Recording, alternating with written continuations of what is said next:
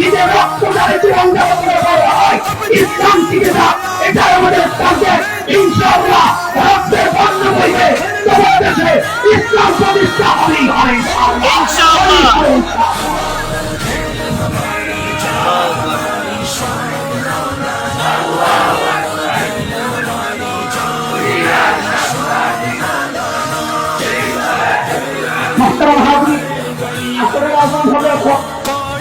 আসরের আয়োজন হবে অথবা আয়োজকরা কি সিদ্ধান্ত নিতে আমি জানি না, যেন আমি তাদের বিপদের কারণ না হোক। আমাদের বড় ভাইরা আসতেছে, আল্লাহ মামুল হক হাবিবুল্লাহ আসতেছে। আমি মামুল হক ভাইকেও বলেছি, আমাকেও বলেছি, ভাই এই এখন আল্লাহ রাসূল বলে দিলেন লা তাসলিমা আলাইকুমুল ইয়াউম, সাধারণ ক্ষমা দিলেন কিন্তু শয়তানের ক্ষমা নাই।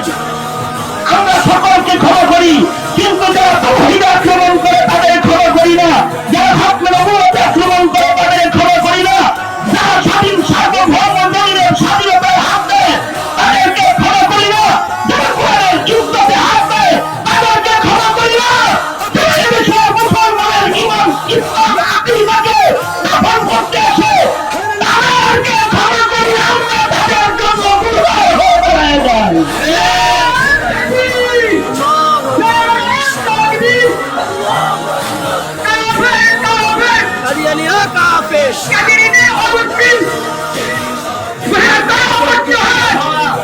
ঠিক আছে, সবার সাথে ভালো ব্যবহার করি, কিন্তু কুফরের সাথে আপোষ নাই। যারা দেশ ও মিল্লাতের ঈমান ইসলাম নষ্ট করবে তাদের সাথে আপোষ নাই, কোনো আপোষ নাই তাদের সাথে। বাংলাদেশিকে রাজনীতি করবো, ইসলাম আর মুসলমানদের উপর আক্রমণকারীদের সাথে তালে তাল মিলে তাদের দাসে রাজনীতি করবো। ভোট একটাও দেবে না, জাতি ভোট দিবে না, ভোট দিবে না। ইসলাম আগে, ঈমান ঠিক কিনা জোরে বলেন। আল্লাহ তাআলা আমাদের সবাইকে আল্লাহ তাআলা মুমিন হওয়ার তৌফিক দান করেন। মুত্তাসিলের নামাজ ইনশাআল্লাহ মুত্তাসিলের নামাজ শেখুল হাদিস ইবনে শেখুল হাদিস শেখ মুফতি শেখ বক্তব্য প্রদান করবেন। আগামী 15 নভেম্বর ঢাকা সারোয়ারদী উদ্যানে খাতমে নবুওয়াত মহাসম্মেলন আন্তর্জাতিক মেহমানরা উপস্থিত হবেন। একযোগে সারা দেশে আওয়াজ চাই, কাফের কাফের, কাদিয়ানীরা কাফের, দলে দলে যোগদান করবেন তো নবী প্রেমিকদের মিছিলে ইনশাআল্লাহ। আল্লাহ তাআলা সবাইকে কবুল মঞ্জুর করেন, আমিন। ওয়া আখিরু দাওয়ানা আলহামদুলিল্লাহি রাব্বিল আলামিন। সে আইন কোন সংসদ করুক, সে আইন কোন পার্লামেন্ট করুক, সে আইন কোন রাষ্ট্রনায়ক রাষ্ট্রপতি করুক, সে আইনকে যে ব্যক্তি এক আল্লাহর উপর ঈমান এনেছে, এক আল্লাহতে বিশ্বাসী কোন মুমিন কোন ঈমানদার আল্লাহর আইনের বিরুদ্ধে রচিত কোন আইনকে শ্রদ্ধা করতে পারে না, সে আইনকে সে মন থেকে কোনদিন মেনে নিতে পারে না।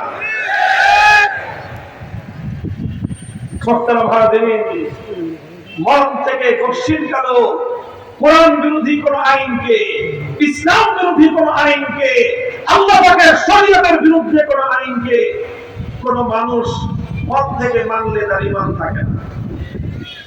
এখন আবার আরেকটা প্রশ্ন আসতে পারে যে তাহলে আমাদের দেশে তো এরকম অসংখ্য আইন আছে, যে আইনগুলো কোরআন বিরোধী, আছে না নাই? আছে। আমাদের সংবিধানে আছে আইন, আমাদের বিচার ব্যবস্থা অসংখ্য আইন এমন আছে যে আইনগুলো সরাসরি আল্লাহর কোরআনের আইনের সাথে সাংঘর্ষিক। এখন আমরা তো রাষ্ট্রের মধ্যে বসবাস করি, এই কারণে সেই আইনগুলি তো আমরা মানতে বাধ্য। কথা বলেন ঠিক না বেঠিক? হ্যাঁ, আমরা মানতে বাধ্য, কারণ আমরা সেই আইনের বিরুদ্ধাচরণ করতে গেলে আমাদের বিরুদ্ধে খড়গ নেমে আসবে। আমাদের বিরুদ্ধে খড়গ নেমে আসবে। এই জন্য আল্লাহর কোরআন বলে দিয়েছে, ইল্লা মান উকরিহা ওয়া কলবুহু মুতমাইন্নুম বিল ঈমান।